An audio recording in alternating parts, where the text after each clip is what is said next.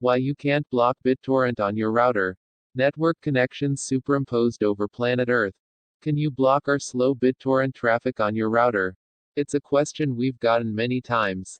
Someone else using BitTorrent on your network can slow down your connection and even open you to lawsuits.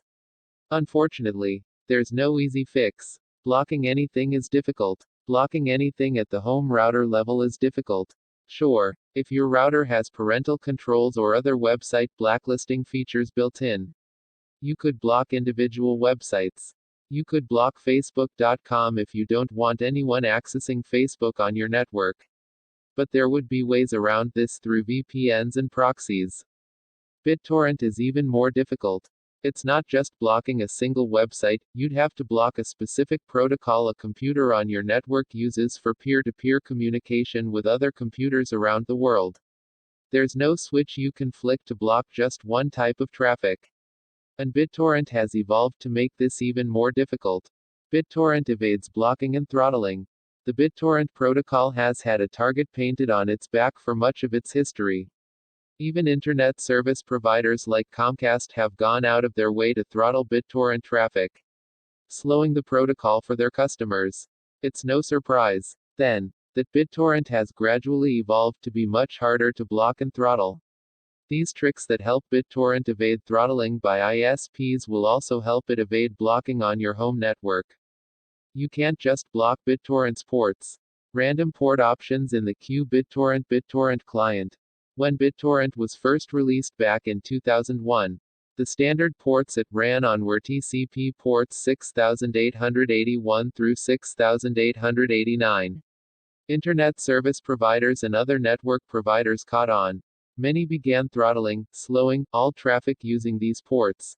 Some BitTorrent trackers have banned BitTorrent clients using these ports from connecting, reasoning that these clients could slow down the overall download speed for the swarm.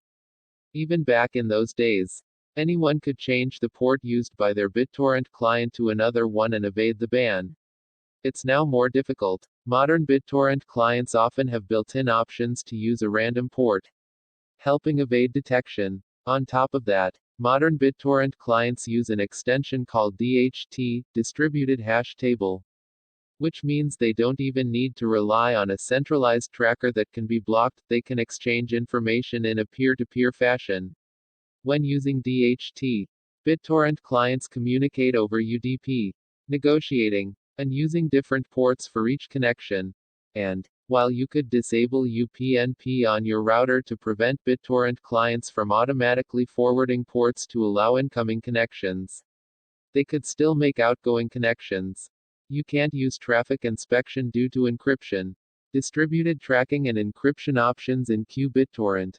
Faced with BitTorrent clients that mostly no longer ran on predictable ports, ISPs and other network operators turned to something called deep packet inspection. Rather than simply checking for the port associated with a network packet and throttling or blocking those packets, they could examine all network packets for the characteristics of BitTorrent traffic, identifying those packets associated with BitTorrent and throttling or blocking those. Unsurprisingly, that led the BitTorrent protocol to grow another feature, encryption. This may be known as protocol encryption, PE, or protocol header encryption, PHE, depending on which BitTorrent client you're using. This is designed to obfuscate BitTorrent traffic, making it harder for ISPs and network operators to detect that BitTorrent traffic and perform traffic shaping on it, in other words, making it much more difficult for ISPs to pin down and slow BitTorrent traffic. Some routers come with quality of service (QoS) features that attempt to identify types of traffic and let you throttle them on your network. As you might expect, BitTorrent's juggling of ports and protocol encryption features get in the way of your home router identifying BitTorrent traffic. 2. How to stop or slow BitTorrent on your network. Setting upload and download speed limits in BitTorrent. In summary, there's no easy technical solution.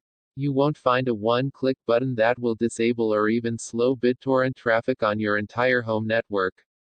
Organizations do have some technical options. An organization that controls its workstations could use application whitelisting functionality to prevent employees from running BitTorrent clients on its PCs. A business hosting a public Wi-Fi network could try to block everything but standard web browsing traffic.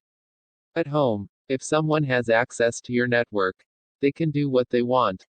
To kick everyone off your Wi-Fi network, just change its passphrase, and only devices with the new one can connect. You can block specific devices from your router with MAC address filtering. But this will block all connections from that device, BitTorrent, as well as everything else. People with your Wi-Fi passphrase could get around it. 2. If you have a family member or roommate that just keeps torrenting and slowing everything down, we recommend skipping the technical solution and asking them to stop. If you're concerned about them slowing down your network, ask them to set upload and download speed limits in their BitTorrent client. If you do have a router with quality of service features, you can't necessarily slow down just BitTorrent traffic.